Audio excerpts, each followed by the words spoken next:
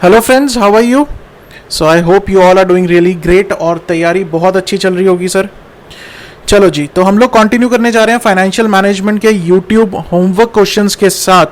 और हम लोगों ने लेक्चर नंबर 61 के क्वेश्चंस जो थे वो कंप्लीट कर लिए थे। अब हमारे पास रेशो एनालिसिस का ही क्वेश्चन है। और सर ये क्वेश्चन है हमारे पास लेक्चर नंबर 62 का sir. This is for lecture number 62. One second. Sir ये कैपिटल बजटिंग है। Ratio analysis question number 7। चलो, और ये हमारे पास है लेक्चर नंबर 62। ठीक है जी, देखते हैं। Using the following information complete the balance sheet given below. हम लोगों को कुछ इंफॉर्मेशन दी गई है और उसने कहा कि जी बैलेंस शीट है नीचे, उसको कंप्लीट करो।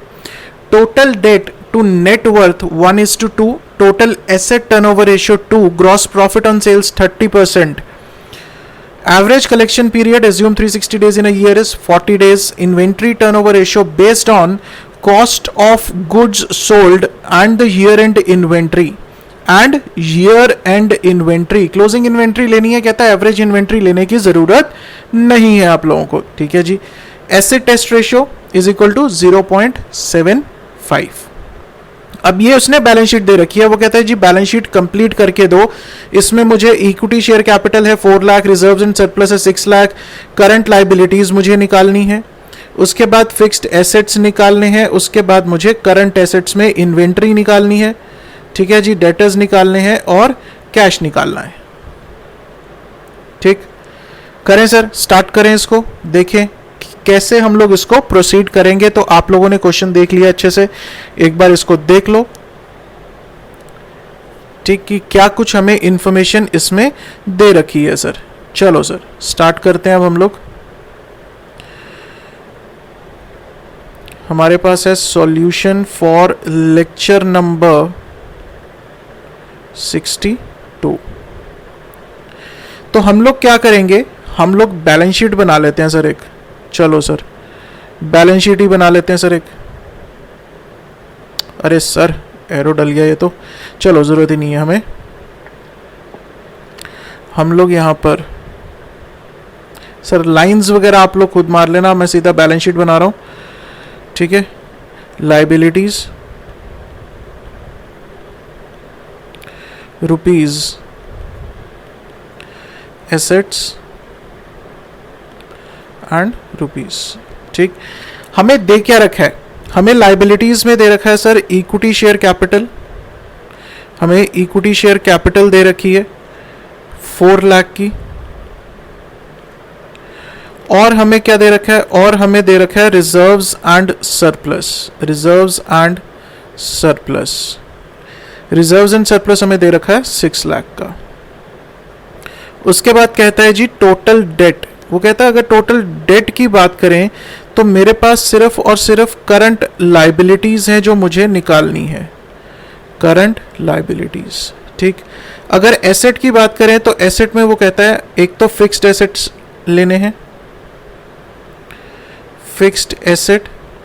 उसके बाद हमें निकालना है, अगर करंट एसेट्स की बात करें, करंट एसेट में हमें 3 चीजें निकालनी है सर। एक तो निकालनी है इन्वेंट्री, दूसरा हमें निकालना है डेटर्स, और हमें निकालना है कैश। तो 3 चीजें हम लोगों को निकालनी है। ठीक है जी, अब ये हमारी बनेगी वर्किंग। किस तरह से हम लोग इसकी अब वर्किंग करेंगे, लेट्स सी। वर्किंग नोट, सबसे पहले देखते हैं कि हमें इंफॉर्मेशन क्या दे रखी है सर और उसको किस तरह से हम लोग यूज कर सकते हैं। उसने कहा total debt to net worth 1:2। ठीक है, टोटल डेट क्या है सर? टोटल डेट तो हमें पता ही नहीं है, ये तो निकालना है। क्या हम नेट वर्थ को यूज कर सकते हैं किसी तरह से? क्या हमें नेट वर्थ पता है? यहां पे नेट वर्थ क्या होगी?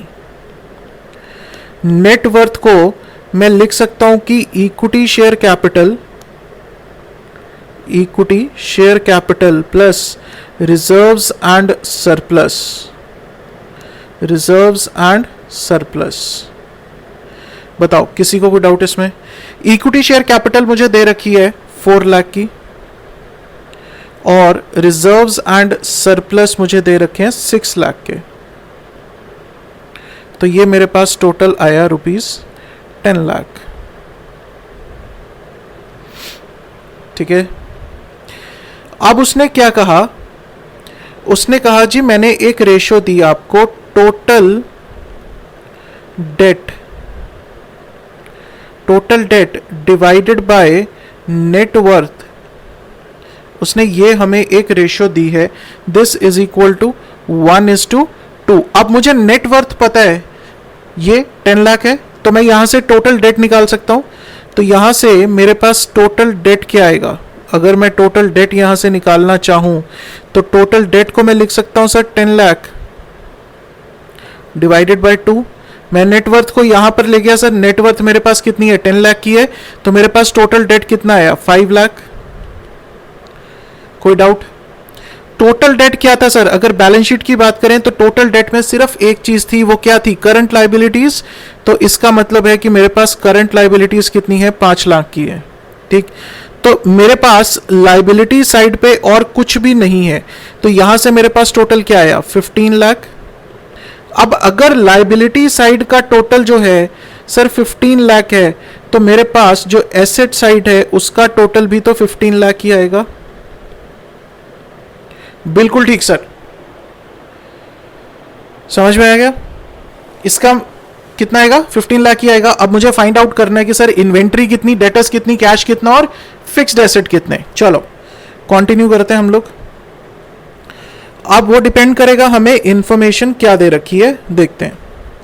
उसने क्या कहा? Total assets turnover ratio. Total asset turnover कैसे निकलती है sir? Turnover divided by total assets. अब टोटल एसेट्स कितने हैं? टोटल एसेट्स आपको पता है, टोटल एसेट्स तो सर 15 लाख के हैं। क्यों? क्योंकि टोटल लायबिलिटीज 15 लाख की थी, तो इसका मतलब है कि हमारे टोटल एसेट्स भी तो 15 लाख के ही होंगे। तो इसका मतलब है इस रेशो को हम लोग यूज करेंगे। क्या चीज आई? Total assets turnover ratio. So this is equal to turnover divided by total assets. So this is equal to 2। अब मेरे पास टर्नओवर कितनी है सर? टर्नओवर तो पता ही नहीं है सर, निकालेंगे हम लोग यहां से। और टोटल एसेट्स कितने हैं? 15 लाख के, इज इक्वल टू 2। तो यहां से मेरे पास टर्नओवर क्या आई? 2 multiplied by 15 lakh. So my turnover turns out to be ₹30 lakh. Clear है?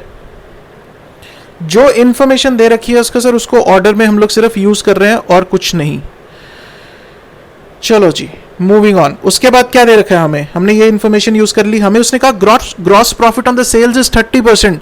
सर अभी अभी टर्नओवर निकाली, टर्नओवर को हम लोग और क्या बोलते हैं? टर्नओवर को हम लोग सेल्स ही तो बोलते हैं। अब उसने कहा क्या सर? ग्रॉस प्रॉफिट दे रखा है 30% का इसके ऊपर। अगर इसके ऊपर 30% का ग्रॉस प्रॉफिट है, तो मैं यहां से कॉस्ट ऑफ गुड्स सोल्ड निकाल सकता हूं। मेरे पास 4th पॉइंट क्या आएगा? Cost of goods sold is equal to sales और टर्नओवर माइनस 30% जीपी। ठीक है जी, 30 lakh minus 30% of 30 lakh. 9 lakh minus करेंगे तो मेरे पास सीओजीएस कितना आया? 21 लाख का। ठीक सर, अभी भी बैलेंस शीट में भरना जो है उस तक हम लोग नहीं पहुंचे। सर बैलेंस शीट में क्या भरना है देखते हैं सर, आगे आएगा अभी। चलो अभी तो हम लोग सर सिर्फ इंफॉर्मेशन यूज कर रहे हैं। चलो सर, ये इंफॉर्मेशन हम लोगों ने यूज कर ली। अब अगली इंफॉर्मेशन क्या है हमारे पास? Average collection period. Average collection period क्या चीज है?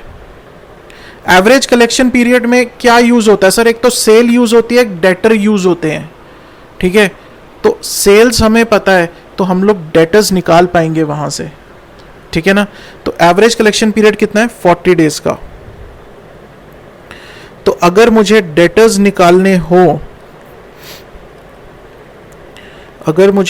निकालने हो तो सर डेटर्स को मैं लिख सकता हूं sales multiplied by average collection period divided by 360। ठीक है, अब मुझे क्या पता है सर? मुझे सेल्स पता है कितनी है, 30 लाख की, अभी अभी तो निकाली थी हमने। एवरेज कलेक्शन पीरियड मुझे दे रखा है 40 divided by 360, so this comes out to rupees 3,33,333।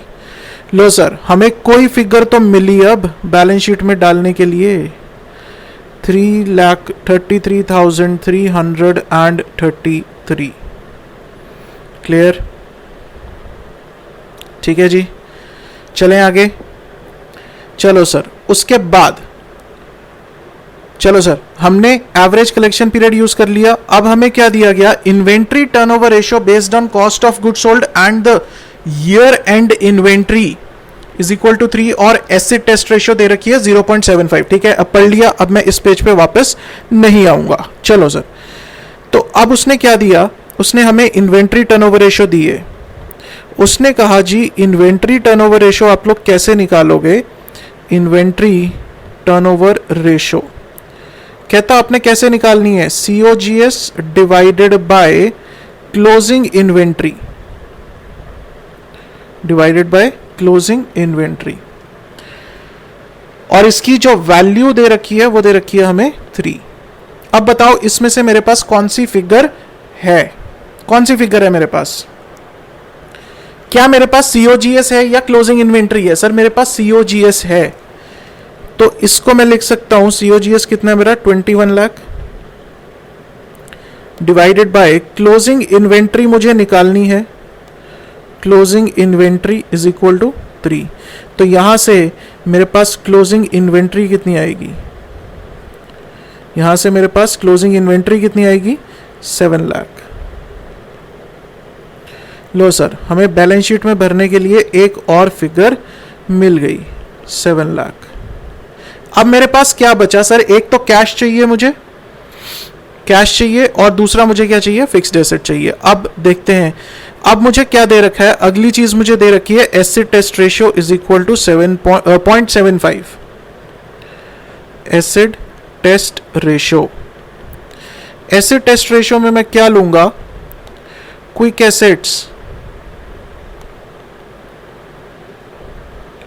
Divided by quick liabilities, bank overdraft को छोड़कर बाकी जितनी भी करंट लाइबिलिटीज हैं 0.75। कोई डाउट? सर क्विक एसेट्स में क्या कुछ आता है? क्विक एसेट्स में आता है जितने भी करंट एसेट हैं माइनस इन्वेंट्री। अब अगर इस केस में देखोगे, इस केस में आपके पास कौन कौन से क्विक एसेट्स हैं? आपके पास सर डेटर्स है।